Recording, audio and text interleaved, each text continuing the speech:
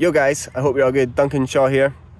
I'm currently parked up at my local trail centre. I'm about to go for a ride on my bike, but before I do, I wanted to quickly introduce to you a brand new podcast that I've just launched. It's called the Drop-In Podcast. And on the Drop-In Podcast, we are going to try and speak to some of the world's most exciting athletes and industry professionals in the mountain bike and cycling world, but also the action and adventure sports world as a whole. Basically, if someone's got an interesting story and an interesting message, I want to speak to them and I want to share it with you guys too. On the first ever episode, we are delighted to be joined by a good friend of mine, Mr. Greg Williamson. For those of you who don't know, Greg is one of the world's leading downhill World Cup racers, and he just so happens to be from my hometown of Inverness in the north of Scotland. So massive thanks to Greg for getting involved. A big good luck to him in the upcoming UCI World Championships in Leogang next week. But yeah, thanks so much to you guys for tuning in, whether that be on YouTube or your chosen podcast platform. I really appreciate you guys tuning into the first ever episode. So without much further ado, please welcome to episode number 1 of the Drop-In Podcast, Mr. Greg Williamson.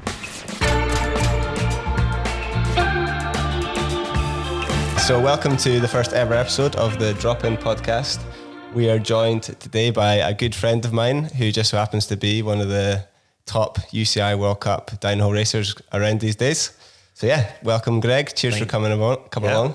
Thank you very much. Good to be here. Yeah, cheers. I've got a bit of a confession to make. I've been thinking about this podcast for quite a few months, and whilst I only told you about it a few weeks ago, I did kind of always have you in mind as like one of the first guests. Yeah, and it's crossed my mind too as well. Like I've definitely got questions like I want to ask like you guys and also like so many other mountain bikers. It's like it's good to chat about, and I love listening to podcasts. Yeah, so just to give you guys a bit of a context, we're here in the foot of the Cairngorms, which is 10 miles away from where myself and Greg are from, the old city and town of Inverness.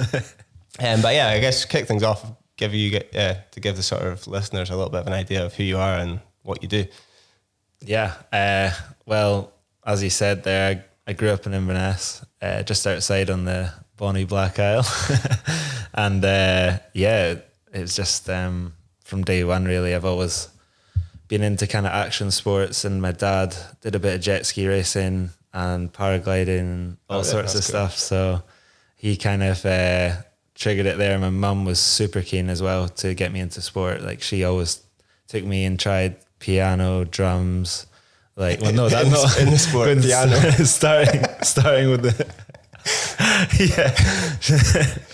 the old sport of piano. Yeah, the old sport didn't really start that well, but she got me into absolutely everything. Yeah, that's cool. Just to see if I liked Jackie it. Williamson, he's a bit of a local celebrity in the Highlands. Absolutely, the number one quiche maker. Yeah, no, but she got me into trying skiing, snowboarding, and absolutely everything under the sun, just to see if I liked it. Yeah. And mountain biking was the only one that really stuck. So cool. She actually took me to my first race in Fort William after school. It was a after school club race. Was that a cross country race or? Cross country. Cool. And then it developed to then joining a local mountain bike club at Lurney, guy across the road. Him and his daughter actually rode quite a lot, and I joined them on weekends, and then started developing into racing the SXC cross country series, Scottish cross country series, and then built into then I just loved hanging out at like the BMX track in Inverness and doing jumps where there was people like Kenta, you might know from Inverness as well, and then Kenta Gallagher, cross country racer come downhill, eliminator, then into downhill, and does it all really well. And I know then of course Ronan Taylor, who I met coming into high school, who basically taught me everything about downhill. He brought like a dirt magazine into school, and I was just like, holy shit. So was Ronan and Kenta, are they a little bit older than you were?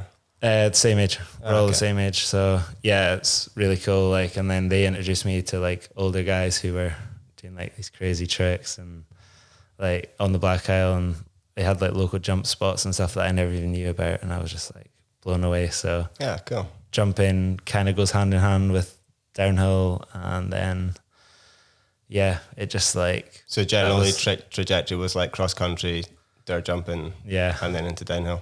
Cross country, like loved it, loved obviously going down the hill, but Yeah, racing up the hill. Bit like myself, like can never quite imagine cross country racing. But I guess to give people a bit of context, like Inverness, obviously north of the north of Scotland, for the mountain bikers out there. It's kind of weird to compare Inverness to Fort William, because if you weren't into mountain biking, it'd be the other way around. But Inverness is 65 miles away from Fort William. Yeah, and there's not much in between there. And then also south to Perth is just, it's kind of it's just the Highlands, just land. There's always been a bit of a scene up in Inverness as well. Like, obviously I'm a trials rider, but it's pretty crazy how many sort of racers and professionals are up in Inverness, despite it being like such a... Absolutely. Do you think like the scene there is definitely like the reason you are where you are? Like, yeah, like for sure. There must be some sort of link with that, because also, well, you look at Danny, yourself, and there's even other people that have come from skiing. Yeah. Even surfing, I've heard, like Thurso Way and stuff. So I think there's potentially something to do with like not being a whole lot of other things to do. Exactly. So and obviously there's plenty of mountains and hills to go up. But yeah, that's cool. So what have you been up to in the last sort of few months in terms of the old lockdown? How have you been finding it? Have you been enjoying it? Because like I was saying earlier to you, it's like in some ways I almost feel guilty. Like I think there's been huge sort of downsides to it for ourselves, but then also in sort of a weird twisted way kind of enjoyed it. Just getting some time sort of doing nothing, being able to ride without too many commitments, and just being in one place for more than a few weeks at a time. So have you been finding training? I've been loving it, to be honest. It's there was definitely some hard times when you're just like not having any goals or races was kind of the hardest thing, just to be like, right, I'm kind of useless now. Like, what do I do with myself? A bit almost like or not your identity, but like your sort of drive is exactly not gone, but almost worse. You just don't know like when it's coming. I think like I know for myself personally, it's quite hard when it's that sort of in between time where you don't know whether it's happening or you don't know whether it's happening. For sure. It's kind of in limbo. But I suppose there's at least a plan now, I guess, in place for the UCI World Cup calendar, and it's kicking off in September? Yeah, end of September, October. Yeah. We're going, first race is going to be World Champs. So that's pretty nuts. I was looking at that, and I have made the criteria for it, but whether it'll go ahead is pretty skeptical. And then also speaking to someone kind of in the know the other day, he was like, and there is a chance they could literally cancel it the week off the World Champs, which is just kind of, again, not good to hear, but we're going to work towards it either way. And so it must be quite difficult to just kind of keep that motivation going. Like if you just know you're going to be starting that race on like the 31st of May or whatever, and you're in January, and like you just know, well, you can never be sure of anything in this world, but like you know as much as anything that going ahead, you just like and whether you have that driving force to just keep going. Whereas now it's just like it must be quite hard, because you kind of want to. Do you ramp things up, or do you just try and be like on top of your game the whole time kind of thing? You try and be consistent for like all of it, but definitely now is like the last push for the end of the season. Like this is where we're at now, is like this is coming into the last few races, and then it's like now it's possibly going to be the start of the season, and then what if it doesn't go ahead? Then you're just waiting another winter, and it's like, what a waste of time. But I guess you just can't think like that, and you just got to get your head down, and at least it's riding your bike and it's fun. But I guess the training, how much would you sort of consider yourself, not to say that you're not an athlete, but like I always find maybe it's coming from ourselves in terms of like as trials riders who just make videos for a living and do the odd show, like you're in a different sort of ballpark. But like, I don't know. How serious do you take training? Like, I take it seriously, because it's like you have to. You have to, and that's like what gives you the good results, you know. So, and it kind of gives me confidence. Like the harder I train, the better prepared I am, the more confident I am. So, I don't see why you wouldn't. You know, like it's me, it's like, just why wouldn't you? So what's like, if you maybe take lockdown out, what's a sort of like typical week? Yeah, well, lockdown was hard because it was like at the start I was ready to go, and I was like new team. I guess that's another reason I've got like a new team this year with Commensal, and it's like, I'm itching to get going. So, but lockdown, just that threw a total curveball at us because it was kind of the first time I've been really just like, well, the first time since I started racing that I spent a full summer at home pretty much. Yeah. I did a little trip away testing with the team, but it was the first time I've like spent like full going into summer, and crazy seeing like literally even the plants grow. Yeah. And like, oh my God, the trails are overgrown now. What am I going to do? Like, Yeah. And That's then funny. I'm going to have to go out and chop them down. Like, because normally I just... You're only used to seeing them when there's Exactly. nothing there. Normally I'd be in Europe or America or wherever, like racing. So it's actually been really refreshing to actually spend a summer at home and with my friends. And don't get me wrong, it's been hard at times. It's been testing because you're like, geez, like what else can I do?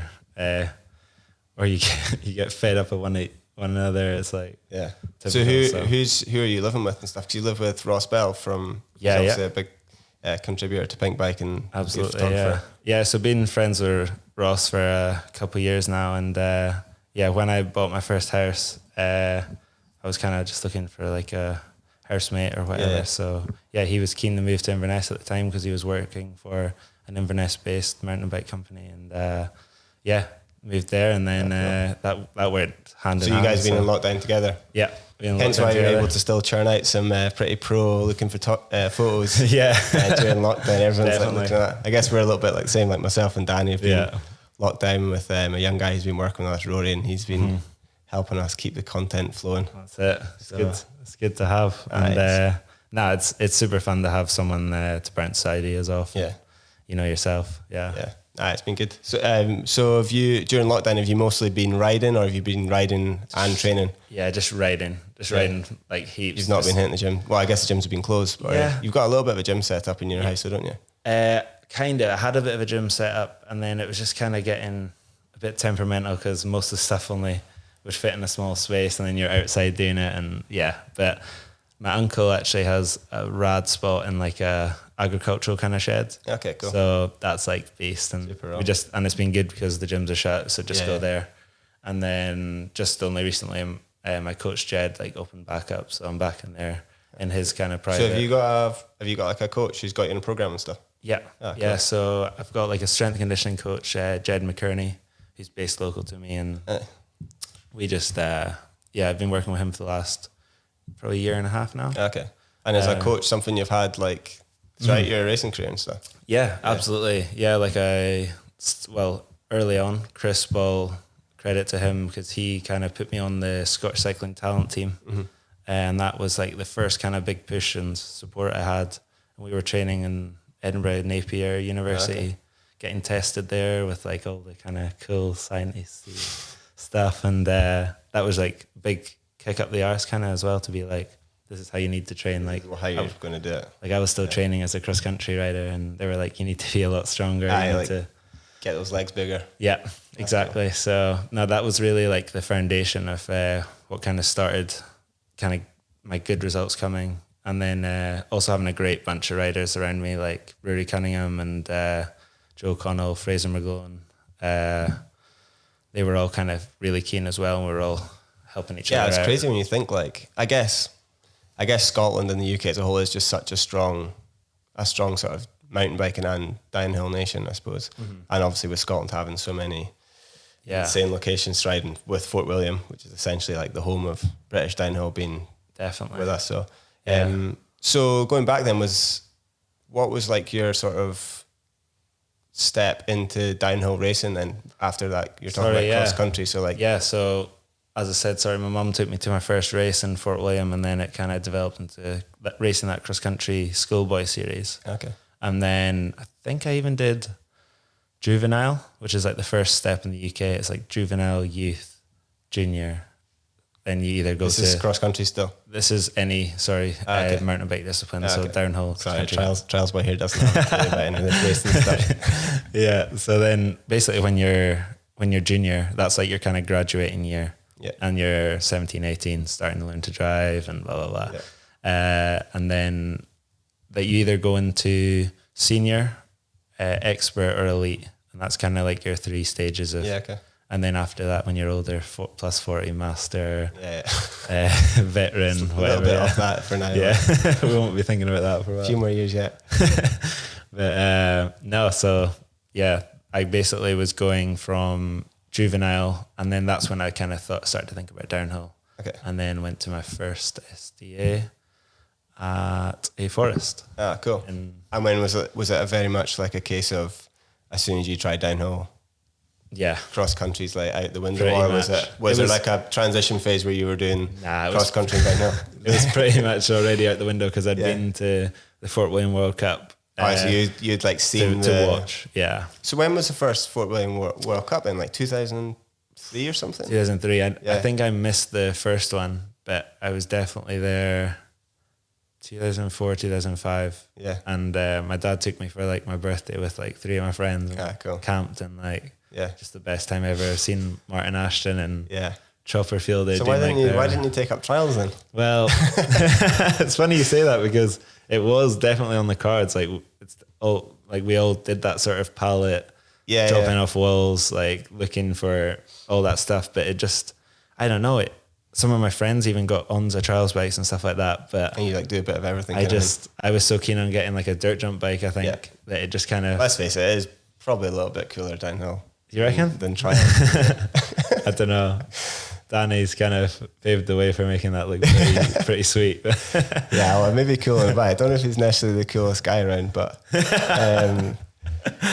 so you're basically combination of loving the riding, seeing Fort William, just being like, that's what I want to do. So like, what sort of age are we at, like when we're at your first downhill race? First downhill race is 2006, 2007. Around then, so I'm probably like 15. And then did it sort of happen quite fast? Because I did one thing I remember you saying to me before, like you weren't like, because obviously Scotland's had some strong juniors. Absolutely. Obviously, the most notable one would be Rory Cunningham winning the Junior World Champs in Fort William 2007, which was massive. Yeah, massive for Scottish downhill as well because it just made us realise it was possible. Yeah, and Rory's a little bit older than you, I suppose. Yeah. So that must have been a massive, obviously, I'm sure you looked up to the likes of Steve Pete and stuff like that, but to see Rory, who's only maybe a few years older than you from Scotland, must have been of course huge. Because like that was like, even just thinking about that now, it's like such an insane moment to have seen him win in front of the home crowd. But you were saying before, I remember you said you weren't necessarily like, you weren't like fast off the bat kind of thing. You were a little bit of a sort of late. No, I don't know didn't why. Have the strongest like junior career. I was super into it, but for some reason, I don't know. I was just like a bit of a late bloomer and just like didn't quite get the ball rolling quick enough. And there's people like Lewis Buchanan, Sam Flockhart who were just dominating. Like they went straight into pro teams even, and juniors just like flying. And I just kind of didn't quite have that same kind of edge that they had. Yeah. So I kept going for it, like trying, but it was just kind of my body and head kind of needed to kind of sort a few things out first. And then it was like, once I did, I felt a lot better. But so what was there like a sort of clicking kind of moment? Yeah. In terms of like a national race or like? Exactly. Pretty much nail on the head there. But it was like SDA, I think. I got like fastest time of the day or something like that. And it was only, I could even say like my career only started when I left juniors. Yeah. So which is what, 18? 18, yeah. So. And were you on a team at that point in junior? No. I was kind of, I had help from MTB Cut. I was on the MTB Cut Orange team. Oh, you were on the MTB Cut team. In juniors. Yeah. Ah, cool. So I kind of my last junior race, sorry to skip a wee bit. My last junior race, I qualified at my first World Cup. Okay. At Wyndham in America. Oh, really? And Stu actually flew over with me, which was real cool. Ah, that's class. Had like a really good trip with them because they were doing the whole MTB Cut thing. Which I guess would probably put a little bit of a description for those who are maybe getting a bit confused. The MTB Cut team was essentially started by a guy called Stu Thompson, who now runs a media company called Cut Media, but it started off as MTB Cut, and he had like a sort of grassroots, sort of semi-privateer team, I suppose, for young, was it always Scottish riders? Yep. Yeah, so there's likes of yourself. There was loads Lewis of good. Buchanan. I presume Rory was on it at some point. I don't think Rory was on it, but like for sure, like Catherine was on highly it. Yeah. influenced by it.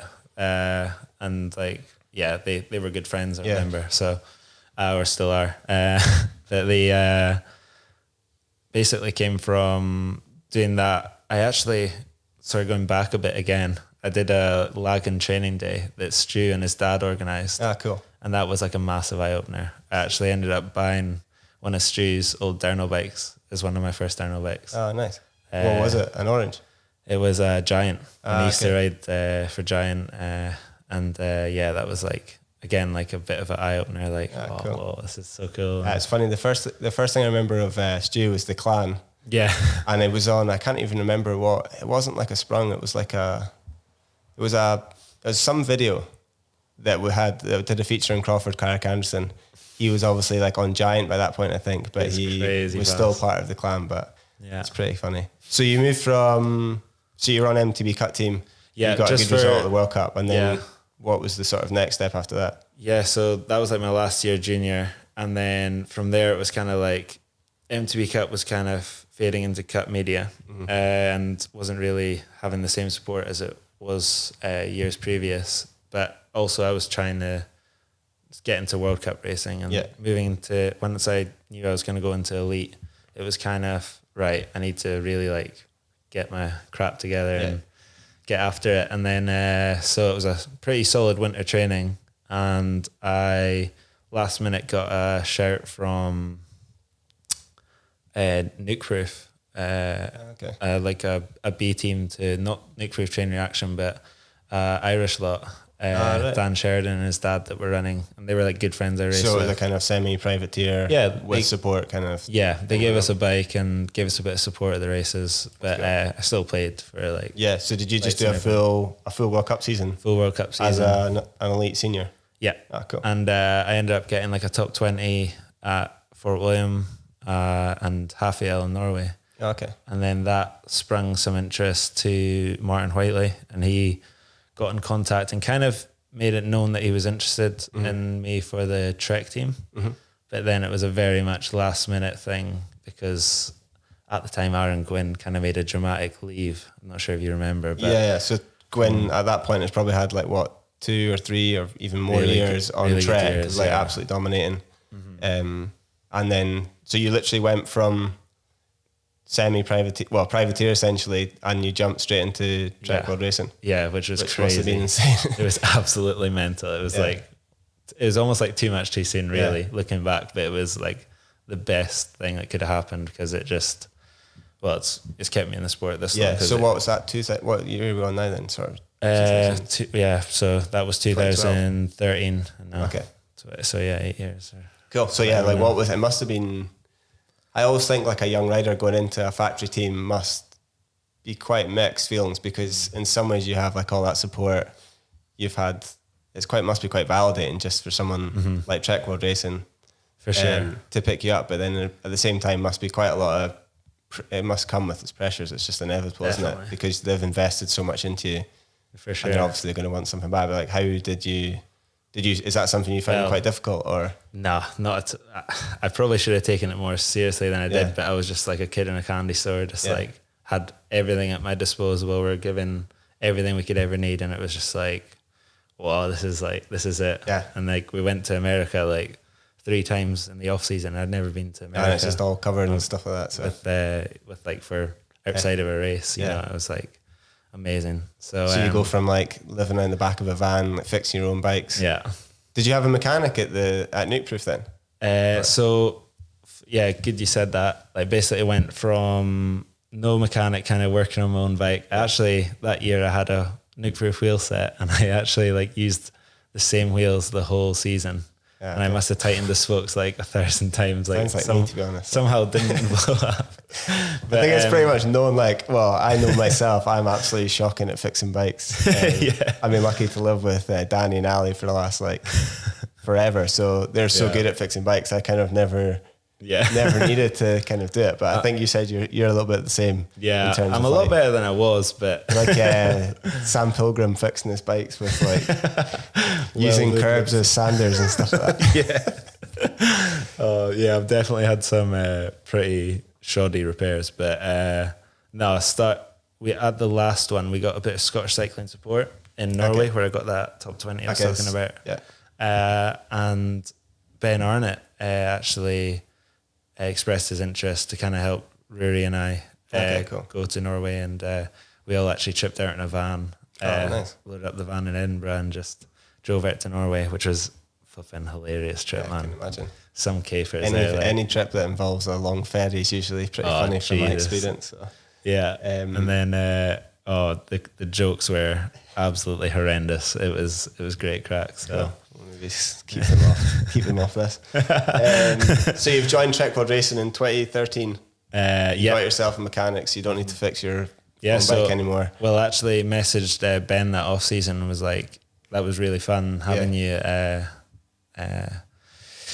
at Norway, and then spoke to Martin about him, and he was like, oh yeah, he actually expressed some interest on the email, and before I even said, so he kind of went back to him, and then I actually almost spoiled it because Martin had someone in mind already. Oh really? And then he was like, okay, I'll look at this Ben guy again, and then so some poor guy thought he was having his dream job traveling the world with Trek World Racing only to get patched off, but that's cool. But then we did 2 years with Ben, and that was like so fun, and he's such a great guy as well, and that was it. And Ben Arnott, I think, still working with Martin Whiteley to this day on different now. teams. Yeah, so that's cool.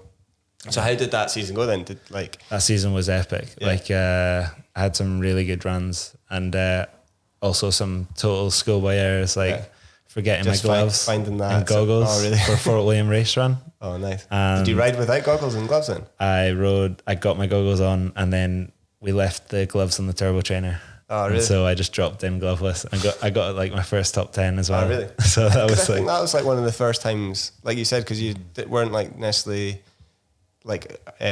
huge in the junior scene. I think that was kind of, even though we were both from Inverness, I think that was the time where I was like, I watched that race, I think. Yeah. And were you on the hot seat for ages? Yeah.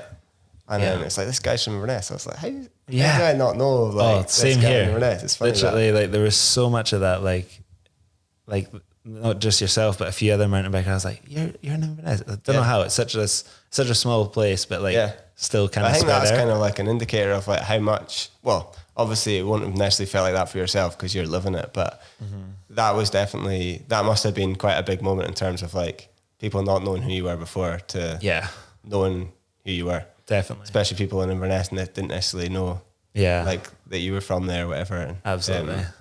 So that was your first big result on Trek then, because I guess that would have been one of the first races of the season as well. Yeah, cool. And that kind of snowballed into even the next weekend in Val di Sol. I had probably my best run ever going. I was third at the split, I believe, and all kinds of stuff. And I was pretty much on for podium. And where Sam Hill crashed at that bottom kind of wide corner, I had a pretty much identical front wheel wash and massive crash. And I was just like, oh, great. Really? And so that was a bit of a, so that kind of slowed me up a bit, and then kind of got back into it again and got another few top 20s, which is great. Yeah, cool. So that was a pretty successful season. Good first year. And then you did another season with Trek after that. I did 2 other years actually. Cool. I did 2014 and then 15.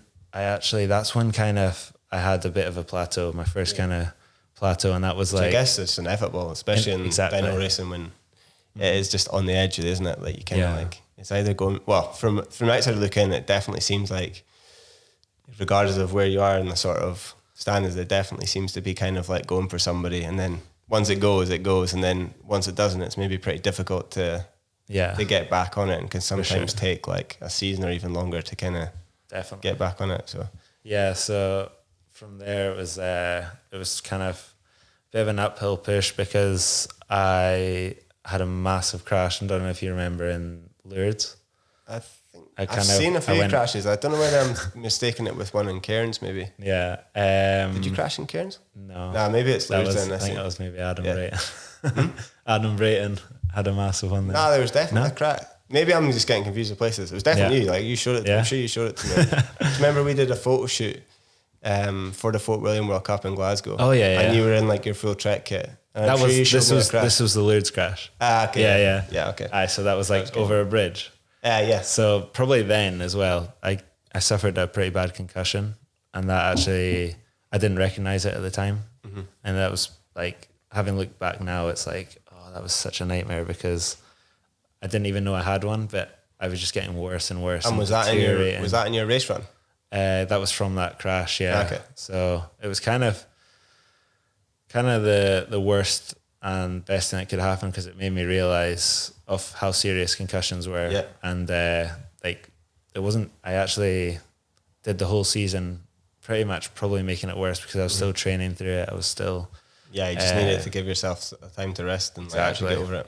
For sure. So that's something that I've actually done a video recently with Ewan Rossi from Glasgow about trying to make more awareness with concussions. Yeah, really. It was actually interesting you say that, because it was one thing I was going to ask you about, because it's pretty topical at the moment, isn't it? Because with this sort of, it was in the last few years talking about CTE and stuff, like ex-action sport athletes, or maybe anything that's sort of consistent head trauma. So have you had quite a few concussions in... touch wood, no, I haven't. I've only had that one, and then one last year, which I kind of was so good to kind of get on top of, because I knew what to do this time, and it was so good to have like the proper guidance. So I guess it is just such an unknown, like I guess it still is, but I suppose it's getting better, and it seems to be all about like, obviously you don't want to hit your head once, but it seems to be like the second and third, it almost gets like exponentially worse if you don't give yourself that time to basically recover. Exactly. So yeah, to come into 2019 where I did it a second time, actually, I like hit it properly, like basically got straight into, like, drove home. I had Michael Vickers, a British cycling coach, kind of helped me out at the time, and he went through the protocol. Yep, it's definitely a concussion. Right, let's get home. Drove home straight away, like left the World Cup that weekend. And then I missed several World Cups. Oh, really? And just this was last season, okay, cool. So I basically, thankfully he helped recognize it, and then got myself home, dark room, no TV, minimal phone time. Oh, really? Minimal, like, anything like that. It was a month and a half I did it at home. Oh, really? It's crazy looking back, actually, because it was just like... It must be like, well, obviously, like, it's super serious, but at the same time, it must have been like, especially in like this modern world, to like be away from your phone or everything, just to be kind of like sitting there. It must have been like so boring. Yeah, it was. Yeah, but probably so pretty boring. Good, to be honest. Like, absolutely. Regardless of the concussion, it's probably quite a nice thing to like really nice, get away from like all that crap that we just like constantly surround ourselves with these days. Exactly. So I like was reading some psychology books even and stuff like that, and just kind of doing minimal, like no exertion of anything, and just like, just relaxing. So that turned out to be the best thing I could do, because I knew I was selected for Worlds. So I just rested up for those last two races, and then kind of worked my way into the World Champs weekend, got I think it was 14th. Okay, that's good. And I was like, okay, sweet, like that's good considering I've been in my bed. Not exactly on like the couch. Good training setup. Yeah, and then that kind of I never actually realised how fresh I was, because I hit snowshoe the weekend after and got 7th at like so that's the last World Cup. That was literally the last World Cup race that there's been. Yeah, so that's cool. So it was like, wow, like that stuff works, and I really want to kind of make that known to everyone as well. Like you kind of recognise it. It's annoying because the UCI actually had a concussion doctor trialing 2 or 3 years ago. Okay. And he would come to all the World Cups. And I don't know why it stopped. And is it just like his decision's final? So if he comes and sees someone and they're like, if he says you're not racing, I believe there's nothing. He would still leave the option to you. Oh, really? Or the team. Which must be pretty lethal. Which is pretty lethal. Because I know what like folk would be like. They're just going, especially like depending on what position they're in, whether they're like needing to prove themselves for a team or to keep themselves on their current team, whatever. It must be like very tempting just to get back on it and make things worse, because I can only imagine you're not exactly very fast if you're like off the back of a concussion. Yeah. Even if you think you are. Yeah, I know. Yeah. So that guy, Nick, never even didn't really hear too much about him after. Like, I guess they stopped paying him. Yeah, and, I guess it's all money, isn't it? Yeah, and but no. Well, what I heard most recently, did you see Loic Bruni's crash in Fort William? Mm-hmm. Like, he had that on the hip qualifying. So he had to get checked out, and I believe he had quite a complex, especially for him with his language barrier speaking English. He had quite a complex, like, had to read the alphabet backwards, and a few other things. And he said it was really tough. I remember him saying, and he also, that did rely on him racing on Sunday. Yeah. And that would have been a massive hit in his points, because it came down to that final round. If he hadn't raced Fort William that Sunday, he wouldn't have won the overall, because I think, did he come like fifth or like, he didn't win, but he was like, he got points basically, didn't he? Yeah, he got points, but it was a massive help towards his. It's a fine sort of margin to sort of tread, isn't it? Because I don't know, like sport where there's like money people's involved. livelihood, and then but at the same time, when it comes to your head, you just like, I don't know, it's not like hurting your arm or something. It's like no regrets. Yeah, once that goes, you're goosed, like so. Yeah. So you're saying you're doing some. Did you say you did a video or like some sort of campaign to? Yeah, well, he actually, I can't take credit for it. Yeah. He started it, and they actually did an interview with me a couple of months ago, and cool. hopefully that'll be out soon. That's I know sweet. it's part of. You'll know Adam McGuire. Oh yeah. Yeah, so he was filming it as part of his uni project. Ah, so cool. That's a pretty good topic. So definitely something interesting. I always wonder, like with because I guess the problem with these things is it's not necessarily just concussions. It's like just continuous kind of like shocks to the head. I always sometimes wonder, like with like even with trials doing like 10-foot drops to flat, like it's crazy. They're not big hits, but just hundreds and thousands, if not more, of just like these sort of rings of your bell. But absolutely, some of the worst concussions you can suffer are being like rear-ended by a car. Apparently, I just get like a bad whiplash. A bad whiplash is just like, and you never even so you've not really hit your head. Yeah, you've just like just been a massive like deceleration kind of thing. Exactly. Crazy. Cool. So you had a sort of mixed final season with Trek. As a result of that, mixed final season, but then also like again that kind of reset and kick up the arse you need to kind of take it to the next level. So again, good. I must have finally just got the rest I needed from that concussion I suffered in 2015 in the off season, because I came like all guns blazing out in 2016. Yeah. Joined Cube, which was like a bit of a skeptical move. Yeah. New bike. And I did that all sort of come about, because I remember thinking it was like, I always thought the bike looked cool, and obviously Cube are a big brand. They're German, right? Yeah. But still quite a random one, I suppose. Exactly. Coming from such a sort of household name like Trek. Absolutely. To go to somewhere like Cube, but it worked pretty well for you, didn't it? Yeah, well, they still had like a massive backing and brand behind them. Yeah. So they had all the tools they needed to create a good bike. Yeah. But I still wasn't too sure. But then, given that first test I did in the winter, I was like, nah. So did they have a bike before you joined? Yeah. Or like a rough? They had a rough copy, yeah. And we changed it 3 times, I believe, until the start of the season. But it wasn't far off. Yeah. So yeah, it was actually, I did EWS, which was like fastly becoming one of the new cool series things to try. So I did Finale Ligure, and I still hadn't sorted a team out. And it was the last race of the season. A lot of downhill racers were there, even treating it as a bit of fun. And it was cool. And I actually bumped into, through my coach at the time, Chris Kilmurray, to the Cube manager and kind of Bliss Protection, Matthias. And it kind of just rolled from there. Got my email, got chatting. And so you signed up with them pretty quick and just started developing. Because it must have been quite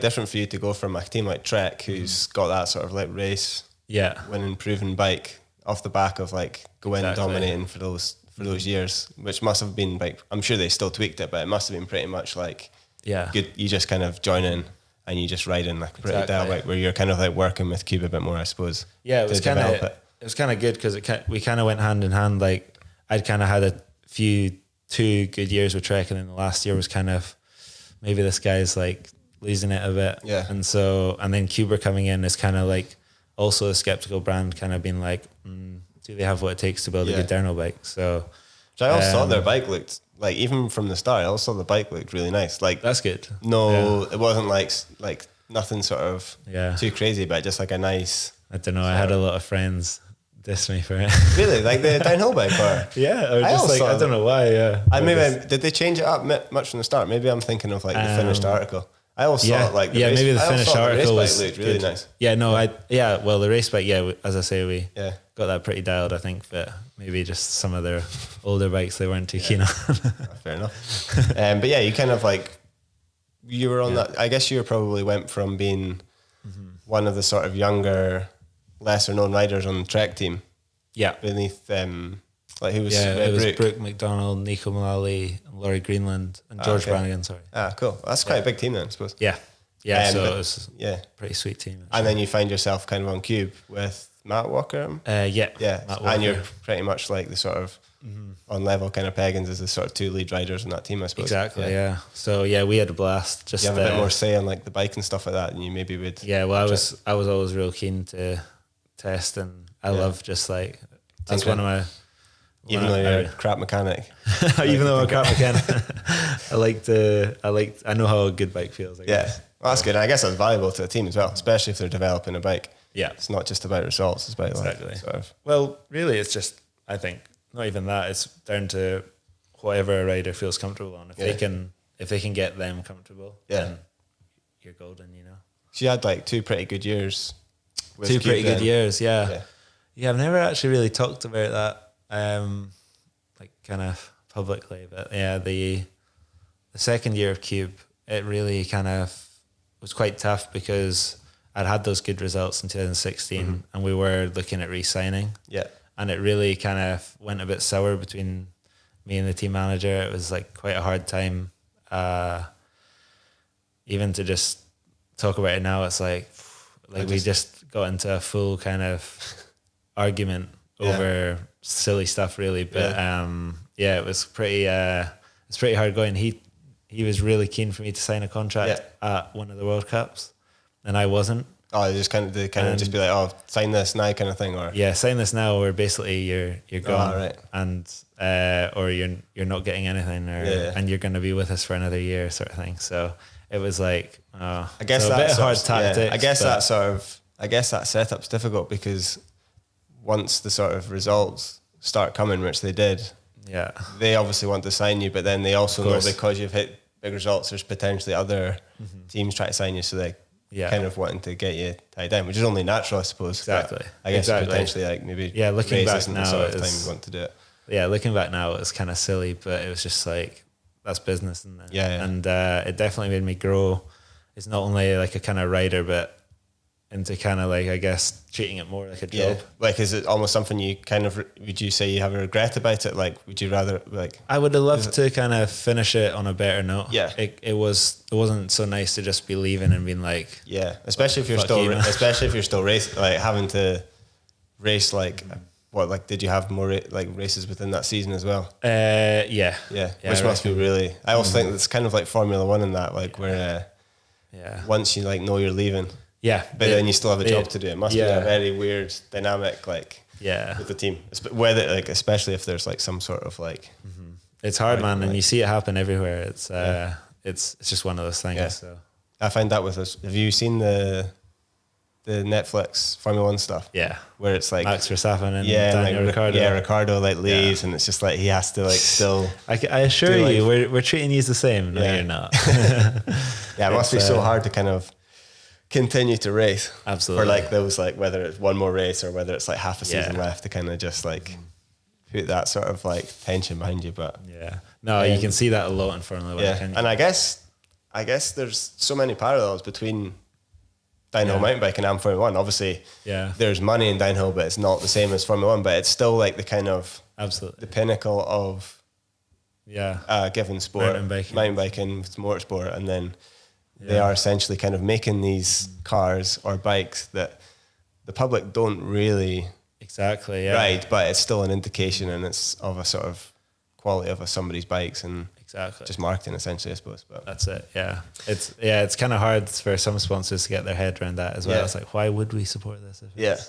But yeah, like we still, I don't it's know. amazing the way it kind of does Trickle down. A downhill bike can sell a trail bike, you know. It's crazy how it works, but it makes sense, I suppose. Like if you can make a good downhill bike and still the same sort of things going into it. So yeah, exactly. So you had 2 years at Cube, and then you moved over to Unno, which is again is quite a random one. Mm-hmm. Like it was a random one, but then I maybe didn't have to guess so much about the bike. If it was going to be, I was pretty confident I had a good bike, and there was a lot of hype around that bike.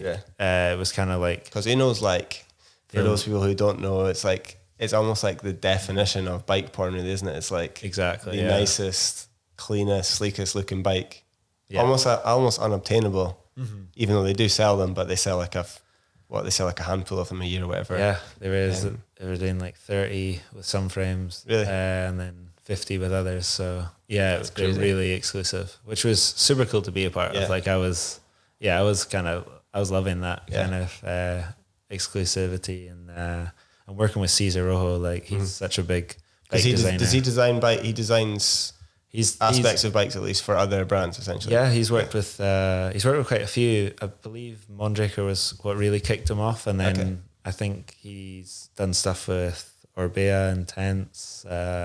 He's just kind of one of those like genius tinker kind of types. Yeah, he's got some really good ideas. Cool.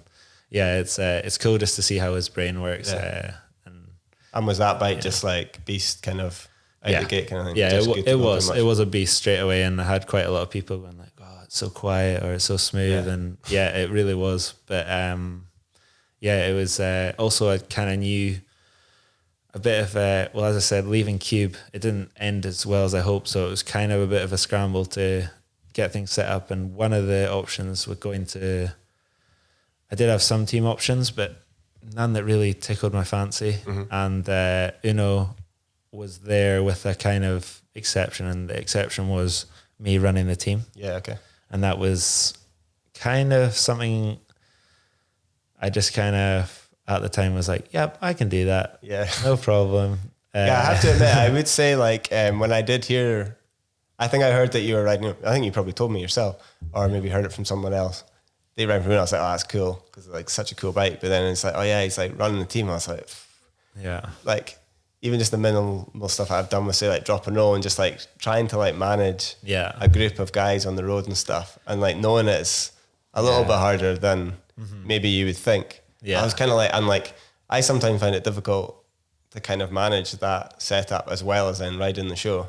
Yeah. And we're only just riding the show, right? You're actually having to like race. I did think when you signed that, I was like, shit, that's going to be a lot of work. Potentially a hard one to kind of balance when you're literally having to do all that work and then still get on your bike on like the Thursday or Friday. Exactly. And still be at like the top of your game. But did you find it quite difficult to kind of balance those two things, or did you find that? Yeah, definitely it had its times. It was crazy actually how fast those 2 years went. Now looking back, it's literally just so busy. Just like that, yeah. And I was like even thinking back now, it's nowhere near as clear as it was in like Cube or Cube or Trek, sorry.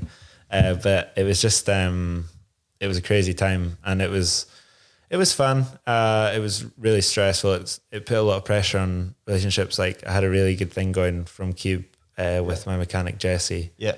And that put a lot of pressure on him going on to, and it just wasn't the same. You don't have that same backing. You don't have that kind of team. You're suddenly spending like your own money. Exactly. We didn't have a massive budget, which was the main thing. So that thing really tailed off. You realize how expensive little things are. Like crazy. It's amazing how it builds up. It's like, crazy. It's crazy. Not making any money. Like you're literally, as soon as you go on the road, what do you say? No one's getting dessert, right? Yeah. She's like, dessert? Like, nah, no one gets dessert. You have like people like Ricky Crumpton, just red wine, mussels.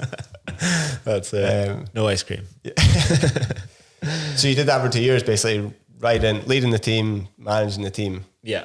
You still had some pretty good results. Yeah, still managed to sneak in some pretty good results, mainly because I was kind of doing things exactly the way I wanted to. Yeah. But at the same time, bit more stressed out, Yeah. a bit more, a bad weekend would be a really bad weekend because you're still driving home whilst looking the ferry whilst, like all rather than that. just like flying back. Exactly. Having all your stuff taken care of. Yeah. And then a good weekend was really good as well. So it was, plus it's a little bit more rewarding, I suppose, than it may otherwise would be, just because you've been really there from the rewarding, bottom up, and you've done everything. Yeah, That's for cool. sure. But no, that was a really good time. But then definitely looking forward to just signing with hopefully another team in 2019 this year, 2020, for turned out to be Commencal 100. Yeah. So that was like a big relief to just kind of be like, right, let's just focus on the job again. Yeah. Let's just get the results. Just the racing. Yeah, you've got because how old are you now? 28? Yep, 28. Yeah, so you're still relatively young. Mm-hmm. I guess it's probably pretty good that you did do that in terms of like get the team manager experience. It gives you some options for the future, I suppose. But at the same time, you're just like, for sure, may as well just focus on racing, I suppose. Exactly. So no, it's been like a really like refreshing kind of time. Just having seen now experiences and every kind of team, and like I feel I've got like a really good perspective of what teams are like before I even ride for them. So it's been cool. Yeah, because I think even from like someone like myself who, whilst I'm within the mountain bike industry, we're quite sort of separated from it. But as a fan, even just looking in, especially with like Ameriperion like doing so well recently, but just generally like Commencal seem to be doing a really good job in terms of just like they're killing it. They're killing the results, but they're still they've still got all the sort of crack and banter. Yeah. And like they're still looking like they're having a good time with it. Whereas like sometimes teams have all the crack, they're not necessarily getting the results, and then sometimes it's just the results, but they really seem to have like managed to bring that together like across their two teams. Yeah, it definitely seems like they've got like a real kind of like family vibe as well, which is nice for a rider, and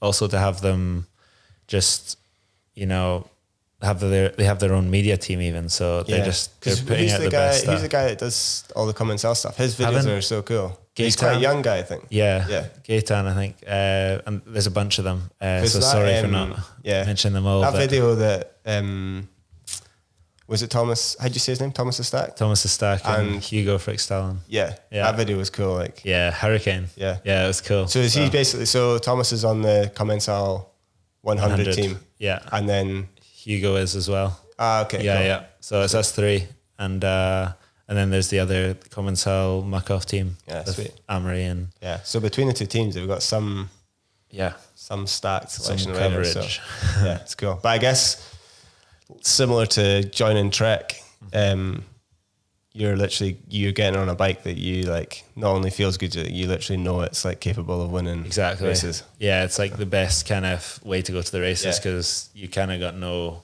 excuses. Yeah. So yeah. Sweet. What else we got? I was going to ask you about. Yeah, you mentioned a little bit about enduro, where you met the guys at Cube. What's your sort of? Is that something? Like you've done a few enduro races, haven't you? Yeah. Is that something you can see yourself doing more in the future, or? Definitely. Sometimes I've thought about it. I've kind of not picked the best ones. Apparently, I've done two. Is there certain enduro races that are good for the downhillers, basically? Absolutely. There's really good enduro races to do. Like I did the Dunkeld Day enduro once, and that was like one of the best days I had on my bike in 2018 or something. And there's also the EWS series, Chris Ball's series was like that was really good to do. The first one I did in Finale, and then I've also done one in Spain. Can't remember the place, but apparently not the best ones to do. Although like Finale's got amazing tracks, but they don't necessarily race the best kind of tracks. So it's kind of like, are they just because they're what? They're like super rough, or I think they just kind of keep the good trails fresh, and then maybe do some of the main ones, or the like kind of just so the locals don't get to. But what I understand is La Tuile and some of the big mountain like Whistler, they're like the real good ones to do, but sometimes they clash with downhill races, which is so I guess like annoying. The downhill guys, when you're committed to the World Cup circuit, you must end up doing certain EWS races. Yeah, Whilst you're trying, sure. and you just never get a chance to do some of the other ones. So it's like, yeah. Well, Jack Moore, he's recently switched over to enduro completely because cool. He was kind of, my understanding is he didn't really have much of any good options in downhill. So it was which is pretty insane. Pretty insane considering he's such a good rider. Yeah. But it goes to show like sometimes you can have a bad year and it can really like, you can sometimes just be stuck with like a bad set of cards. That's the thing. Like I think so many people will look at what you guys do and they're like, oh, those guys are like living it up. They only need to go to a few races a year, but it's almost tough, made difficult because there's only a few races this year. It's obviously going to be made even more difficult this year. And there's only few spots in each team. Yeah, you know? And the fact that it's just, again, it's similar to that sort of Formula One thing. There's not, it's not like so fixed like Formula One, like 10 teams, 2 riders, 2 racers. But to kind of literally have all your sort of like next year's destiny in the hands of like what's essentially like, I don't know, 20 minutes of racing, I suppose. So so much goes into probably it. not even actually. Well, what are you talking, like 8 races for? Depends if you crashed all or yeah, exactly. Like with Jack, like it goes back into so many things. Like it could just be like I think a lot of teams is their contract year this year, which is going to be so hard to choose off a race season that's barely possibly not even going to happen. Yeah, and you then crash in world champs and you're like, you need to go and get a job. Retire. And then it's really hard. Yeah. I really like definitely respect you guys for that, and like, because it must be, I don't think people appreciate like what the pressure is. Yeah. It's like literally everything just resting on those like 7 or 8 races in the year. Yeah, because you get more. Yeah. It's like we all would you guys is that sort of general consensus in the pros that you'd like more races? Yeah, I don't know why it's not happening. It seems like because it is a relatively small sort of schedule. Yeah, for sure. Like that's why I think a lot of people try to do Crankworks and other ones, because it's just like, dude, we're ready to go. Like, I'd happily race every weekend if I could. Yeah. You know? So because again, like, not to constantly make the parallels with Formula One, but there's like over 20 races, I think. Obviously this year everything's up in the air, but like you're looking at like 20 races at least in a season. Yeah. Which in some ways is like more work and more traveling, but it's less pressure essentially, I suppose. Yeah. Because it means you can have the sort of, you can have a bad weekend. You know? And you can't really afford one. Yeah. Because what is this? There are about 8 races, like in a normal season. Pretty much. Yeah, 8 World Cups and 1 World Champs or something. Yeah. Cool. Or sometimes 7. And then 8th World Champs. Yeah. Sweet. So enduro maybe for the future. It's not something you're against. I know some racers are maybe like completely against it. Definitely at the start, it was looking pretty promising, but I don't know. It's the more I've kind of looked into it, I don't want to like sound like I'm putting them down, but like it doesn't seem like that kind of. I would prefer if enduro racing was more that kind of.